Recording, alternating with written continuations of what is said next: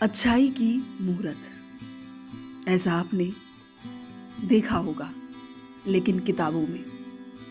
आज हम आपको मिलवाते हैं वास्तविक अच्छाई की मूरत से।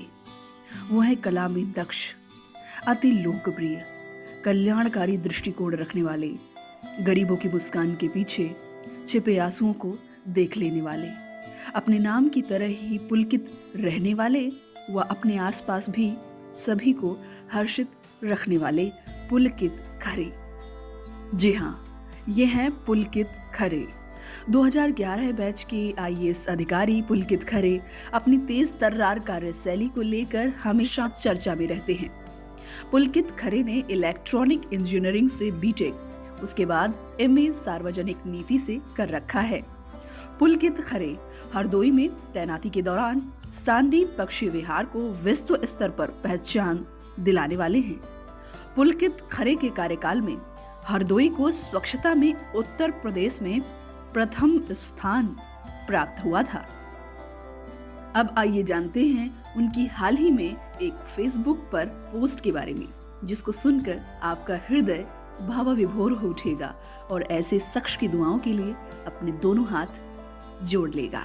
जी हाँ, डीएम साहब के कार्यालय में इसी महीने की 12 तारीख को एक नन्हा मुन्ना मेहमान आया, जिसने उन्हें इतना प्रभावित किया कि खरे साहब ने उस बच्चे की आगे की पढ़ाई का पूरा जिम्मा अपने सर ले लिया।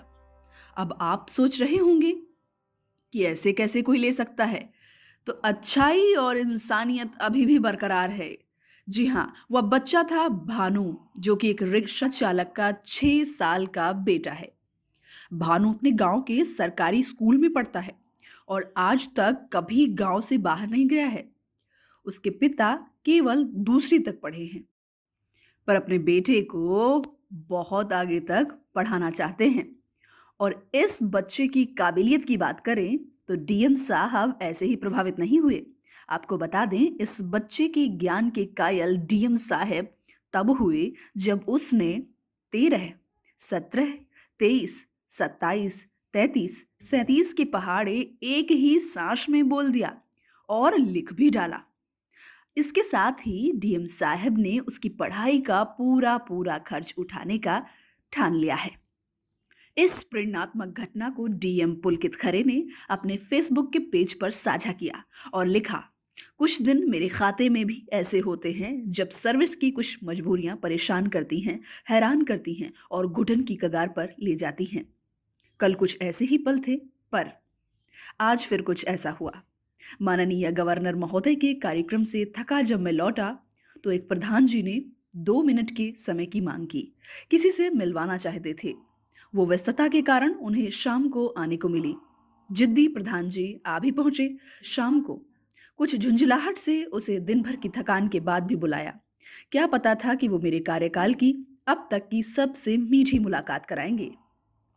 6 साल का वो बच्चा कुछ डरा कुछ सहमा अपने पिता की उंगली थामे प्रधान जी के साथ ऑफिस में मेरे पास पहुंचा। जब उसके पिताजी रिक्शा चलाने जाते हैं तो वो सरकारी प्राथमिक पाठशाला में शिक्षा के पहिए बढ़ाता है। 6 साल की जादू की पुड़िया ने फिर दिखाया ऐसा धमाल। दंग था मैं देखकर पहाड़ों का अद्भुत कमाल। मैं पूछता गया, वो सुनाता गया। देखते देखते उसने सुनाकर लिख डाले 13, 17, 23, 27, 33, 37 के पहाड़े, बिना रुके बिना सोचे। फिर गिनतियां और ABCD। एक बच्चा जो कभी अपने गांव से बाहर नहीं गया, ललक दिखी शिक्षा की उसकी आंखों में, एक आस दिखी तोड़ नहीं सकता जिसे। सलाम है उन प्रधान जी को जो जरिया बने, सलाम है उस पिता को जो स्वयं दूसरी तक पढ़ा है पर बच्चे को रोज पढ़ाता है, उस लौ को रोज जलाता है। आज गवर्नर, 2 MLA, 2 बड़े अधिकारियों से मुलाकात हुई। कुछ बात हुई, क्या बात हुई शायद भूल जाओ कुछ महीनों में, पर भानु से ये मुलाकात है, ईश्वर की सौगात है। अब भानु की शिक्षा की जिम्मेदारी लेने का ठाना है। ईश्वर भानु और मुझे शक्ति दे। हाँ, खराब दिन जरूर आते हैं, पर इस सर्विस के कारण उम्मीदों को सहारा दे पाने का जरिया बनना उसकी इनायत नहीं तो और क्या है। इतनी शक्ति हमें देना दाता। इस प्रकार से पोस्ट का समापन होता है। डिजिटल पगडंडी की तरफ से पुलकित खरे जी को बहुत बहुत शुभकामनाएं भानु की शिक्षा के लिए। अच्छाई, इंसानियत अभी भी बरकरार है। इस बात को पुलकित खरे जी ने बहुत अच्छे से व्यक्त कर दिया है।